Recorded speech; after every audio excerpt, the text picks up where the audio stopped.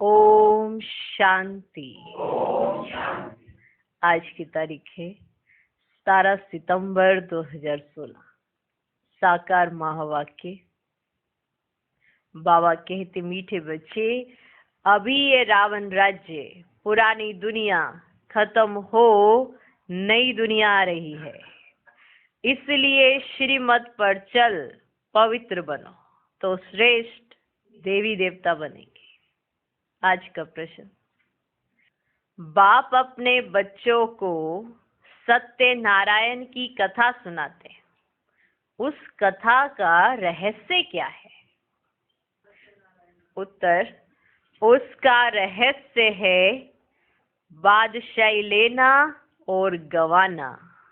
अलफ को अल्लाह मिला तो गदाई छोड़ दी। जो विश्व के मालिक थे वही 84 जन्म ले राजाई गवा देते हैं, फिर बाप उन्हें राजाई देते हैं। पति से पावन बनना, गदाई छोड़ राजाई लेना, यही सच्ची सत्यनारायण की कथा बाप ही सुनाते हैं। आज का गीत क्या है? आखिर वह दिन आया आज। ओम शांति। ओम शांति का अर्थ तो बाप ने समझा है। ओम माना अहम आत्मा हूँ और मेरा शरीर है। आत्मा तो देखने में नहीं आती है, आती? आत्मा तो देखने में नहीं आती है। ये समझ में आता है मैं आत्मा हूँ, ये मेरा शरीर है। ये समझ में आता है, देखने में नहीं आती है। आत्मा में ही मन बुद्धि है, शरीर में बुद्धि नहीं है। आत्मा में मन बुद्धि है, शरीर में बुद्धि नहीं है। आत्मा में ही संस्कार अच्छे व बुरे रहते हैं। मुख्य है आत्मा। उस आत्मा को कोई देख नहीं सकते।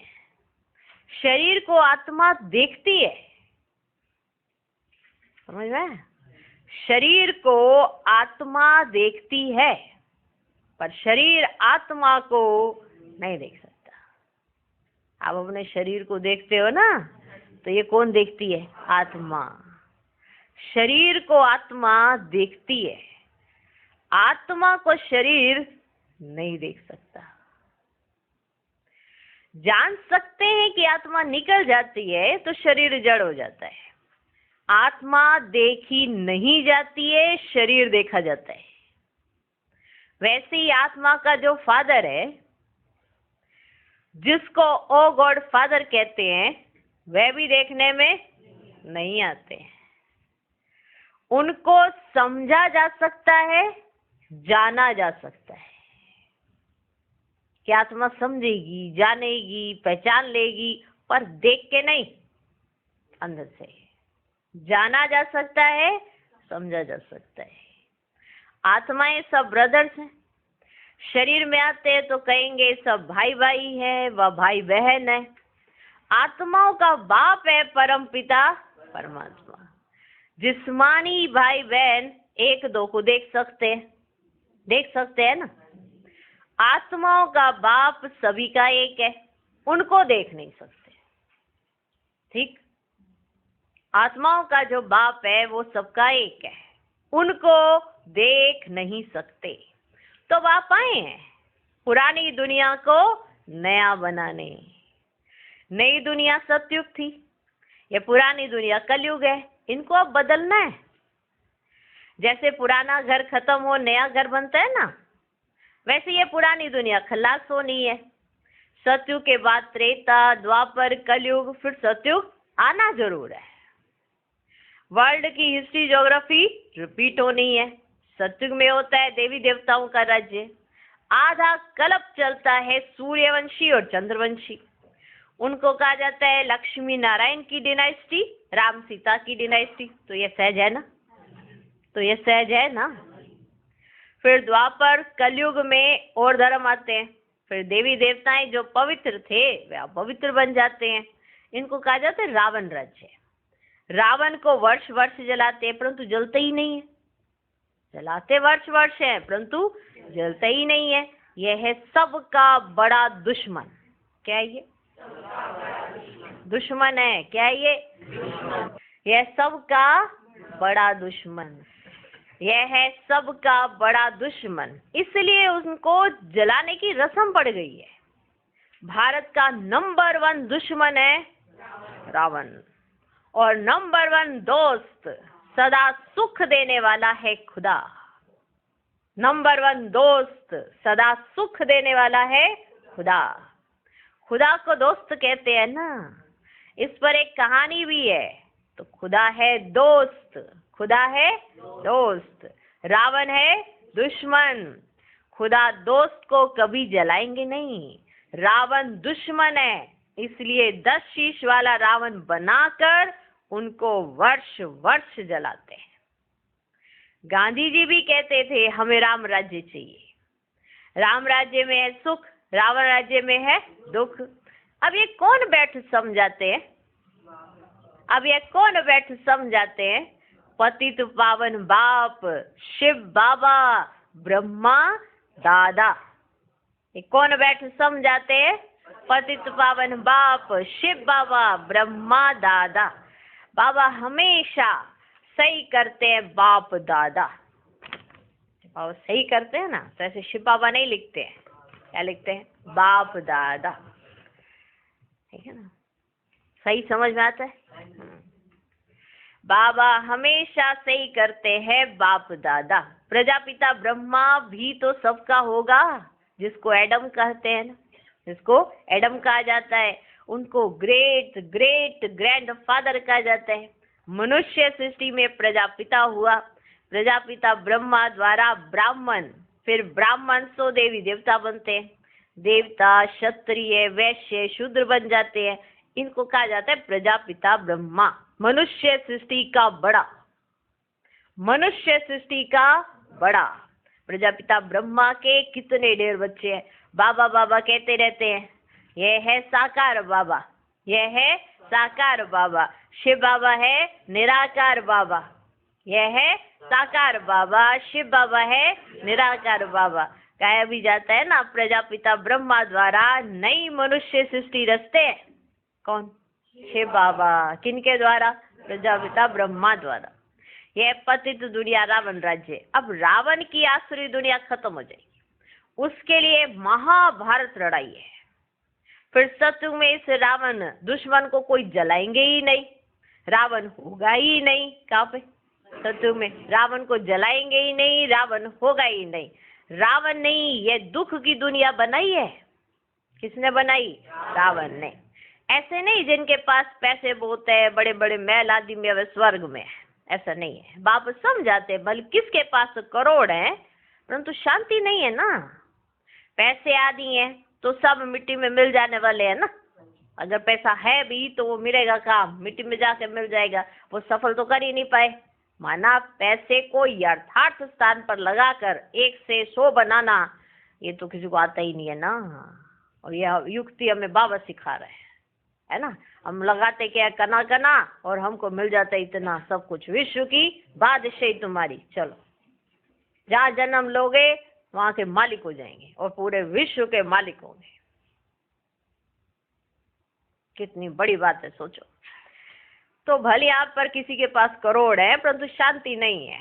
पैसे आदि तो सब मिट्टी में मिल जाने वाले हैं। नई दुनिया में फिर नई खानियां निकलती हैं, जिससे नई दुनिया के महल आदि सारे बनाए जाते हैं। यह पुरानी दुनिया तो अब खत्म होनी है। सत्युग में है वाइसलेस संपूर्ण निर्विकारी दुनिया। वहां बच्चे योग बल से पैदा होते हैं, विकार वहां होता ही नहीं। ना दे अभिमान, ना क्रोध, ना काम, वहां होता ही नहीं।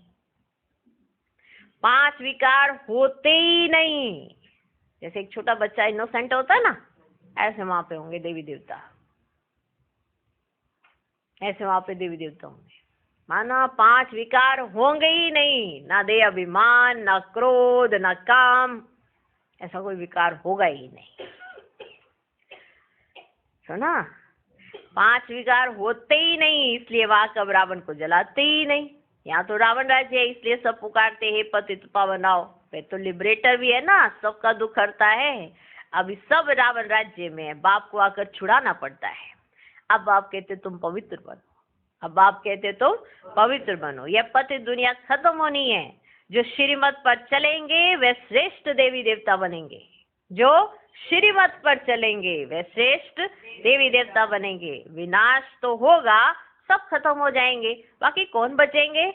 बाकी कौन बचेंगे? जो श्रीमत पर पवित्र रहते हैं वही बाप की मत पर चल विश्व की बादशाही का वर्षा पाते हैं। इन लक्ष्मी नारायण का राज्य था ना, इन लक्ष्मी नारायण का राज्य था ना। अभी तो रावण राज्य जो खत्म होना है, सत्युगी राम राज्य स्थापन होना है। राम व सीता वाला नहीं, राम व सीता वाला नहीं। शास्त्रों में तो बहुत फालतू बातें लिख दी है। लंका ये सारी दुनिया है, इसमें रावण का राज्य है। भारत सोने की चिड़िया था सतयुग में, जबकि दूसरा कोई राज्य ही नहीं था।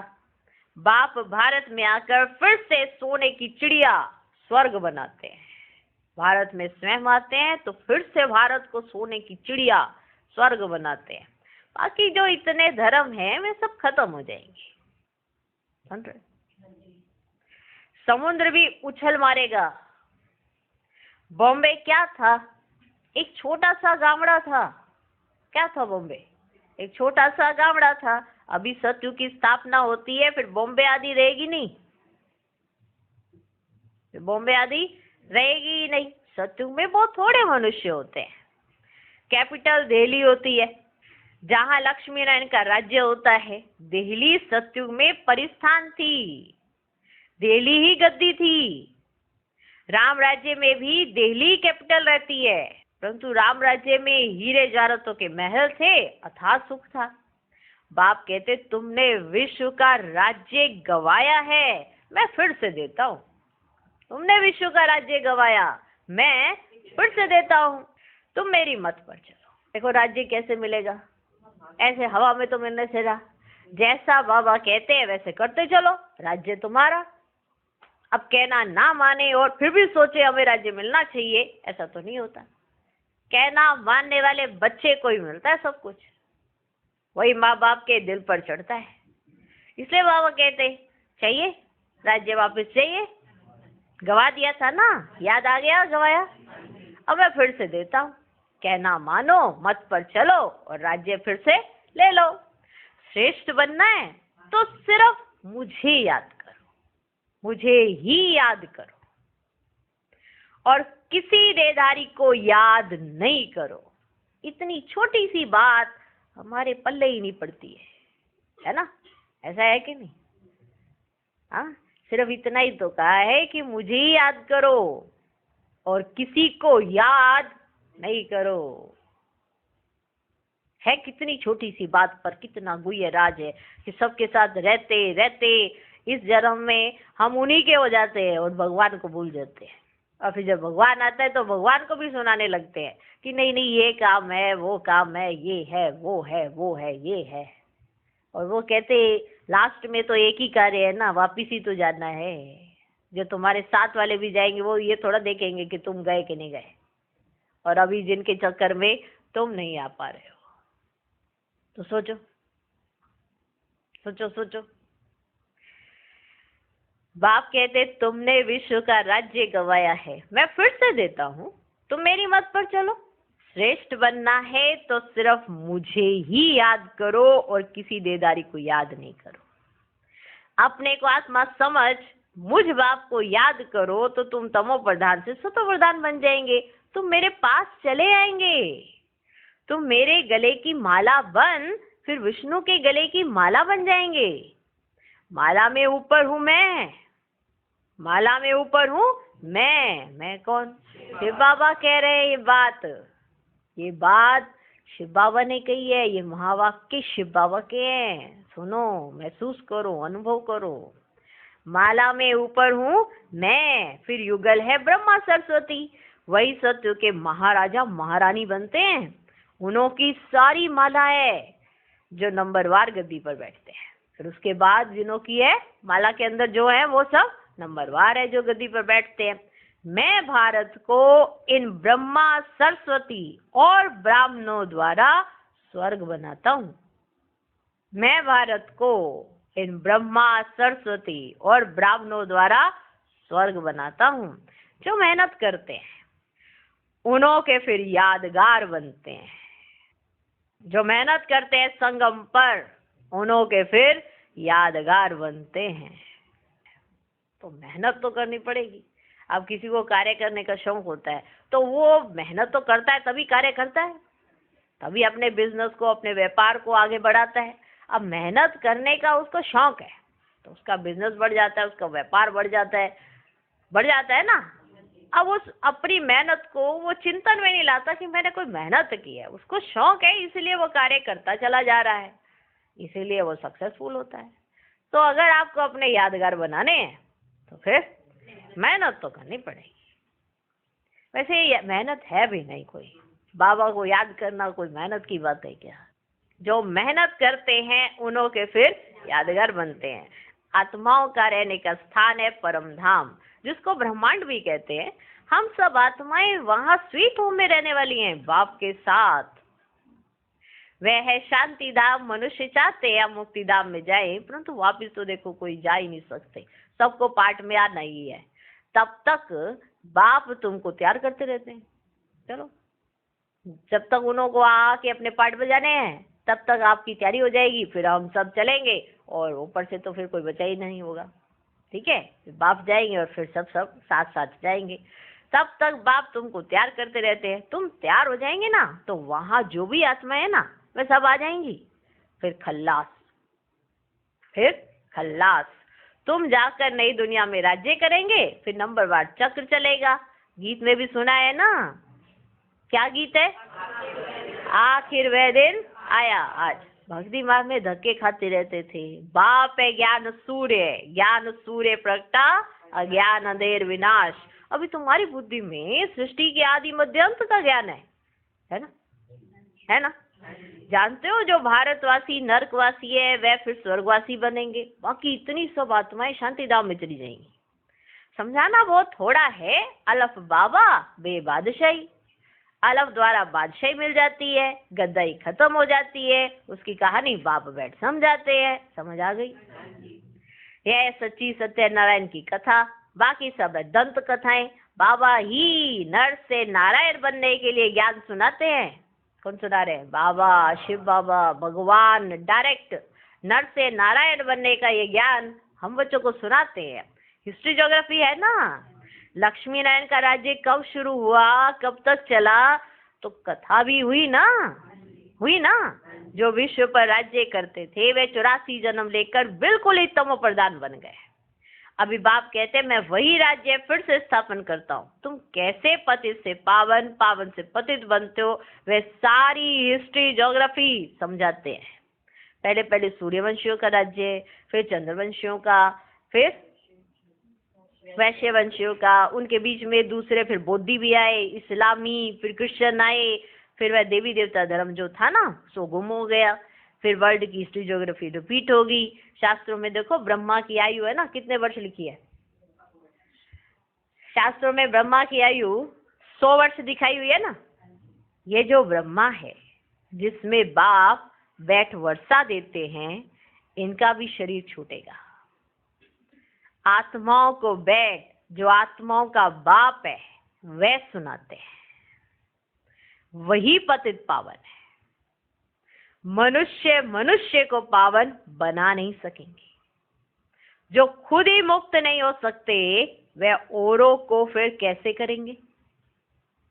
इसलिए बाकी जो भी है वो सब मुक्त नहीं करा सकते सिवाय डायरेक्ट परम पिता परमात्मा शिव बाबा के। कोई किसी को मुक्त करा ना सके। वे तो सब भक्ति सिखलाने वाले अनेक गुरु हैं। कोई कहेंगे फलाने की भक्ति करो, कोई कहेंगे शास्त्र सुनो, अनेक मतांतर है, जैसी जिसकी मत हो वैसा देंगे। इसलिए सभी तो बेसमझ बन गए हैं। अब बाप अगर समझदार बनाते हैं, ये लक्ष्मी नारायण समझदार विश्व के मालिक थे ना। अब कितने कंगाल बन गए। फिर शिव बाबा आकर नरकवासी से स्वर्गवासी बनाते। बाप कितना अच्छी तरह से समझाते हैं, है ना। इतना अच्छी तरह से समझाते हैं कि यहाँ तकदीर जग जाए इन्हों की तकदीर क्यों सोई पड़ी है। इसीलिए बाबा इतना ठोक ठोक के समझाते हैं ताकि इन्हों की तकदीर जग जाए। सोए पड़े हैं और खुद सोए और तकदीर को भी सुलाया, तू भी सो जा, तू भी सो जा। तकदीर सोई, आत्मा को सुला दिया, मैं तो सोई पड़ी हूँ, तू भी सो जा, तू भी सो जा। तो तकदीर यहाँ जगाने स्वयं भगवान आए हैं। तो तकदीर जग रही है।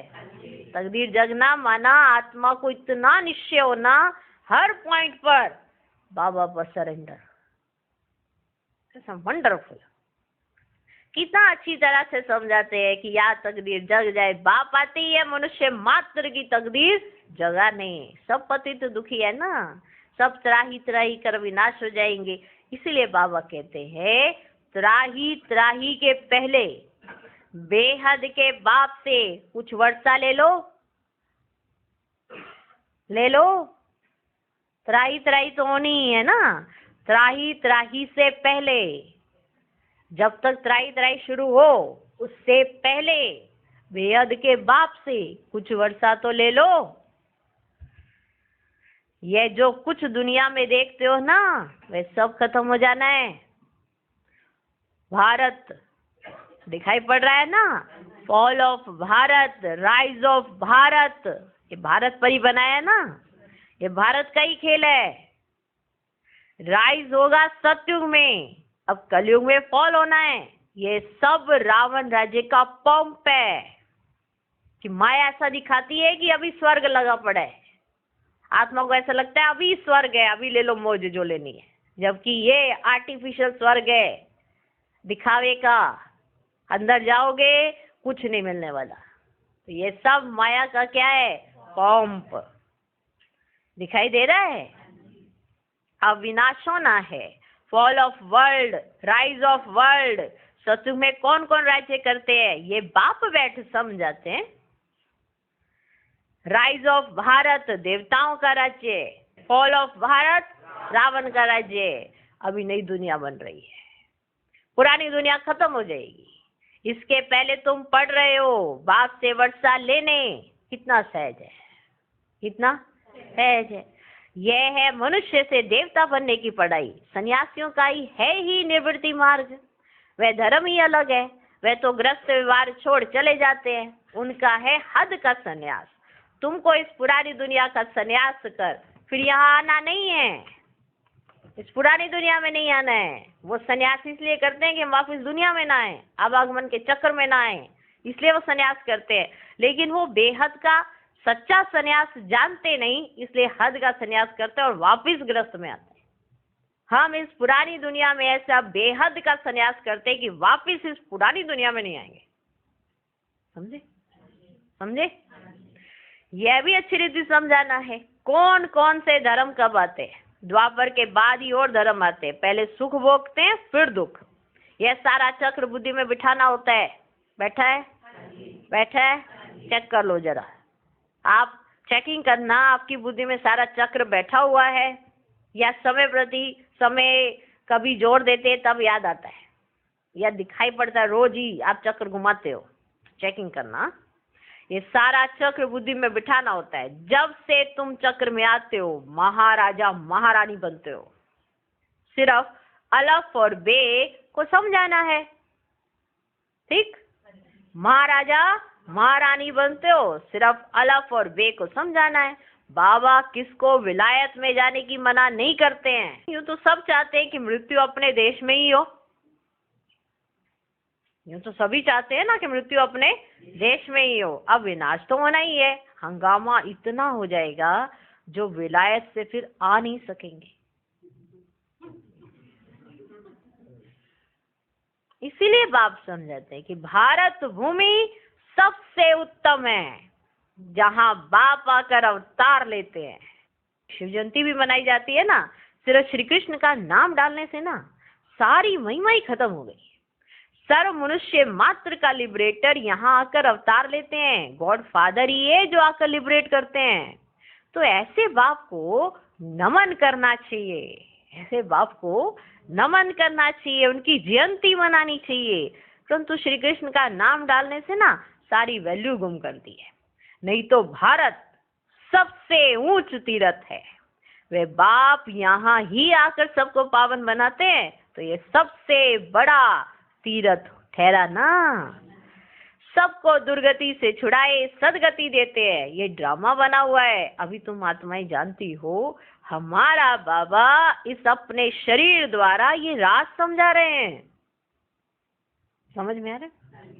हमारा बाबा इस अपने शरीर द्वारा ये राज समझा रहे हैं। हम आत्मा इस शरीर द्वारा सुनती हैं। हमारा बाबा अपने इस शरीर द्वारा ये राज समझा रहे हैं और हम आत्मा इस शरीर द्वारा सुनती हैं। आत्म अभिमानी बनना है, अपने को आत्मा समझ, बाप को याद करो तो कट निकलती जाएगी और पवित्र बन तुम बाप के पास आ जाएंगे। जितना याद करेंगे उतना पवित्र बनेंगे। औरों को भी आप समान बनाएंगे तो बहुतों की आशीर्वाद मिलेगी।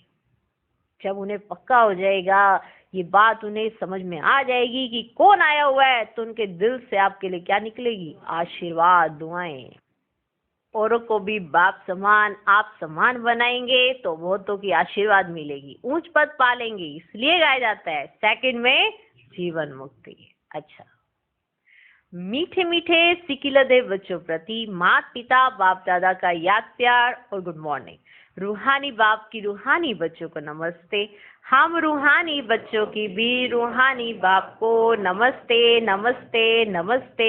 Good morning good morning good morning. धारणा के लिए मुख्य सार। पहला पॉइंट, बाप के गले की माला बन विष्णु के गले में पिरोने के लिए संपूर्ण सतो प्रधान बनना है, एक बाप की मत पर चलना है। दूसरा पॉइंट, ऐसी सेवा करनी है जो अनेक आत्माओं की आशीर्वाद मिलती रहे। त्राही त्राही होने के पहले बाप से पूरा पूरा वर्षा लेना है। आज का वरदान, निर्बल आत्माओं में शक्तियों का फोर्स भरने वाले ज्ञानदाता सुवरदाता भव।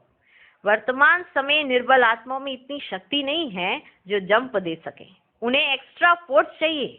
तो आप विशेष आत्माओं को स्वयं में विशेष शक्ति भर के उन्हें हाई जंप दिलाना है। इसके लिए ज्ञानदाता के साथ साथ शक्तियों के वरदाता बनो। रचना का प्रभाव रचना पर पड़ता है, इसलिए वरदानी बनकर अपनी रचना को सर्व शक्तियों का वरदान दो। अभी इसी सर्विस की आवश्यकता है। आज का स्लोगन, साक्षी होकर हर खेल देखो तो सेफ भी रहेंगे और मजा भी आएगा।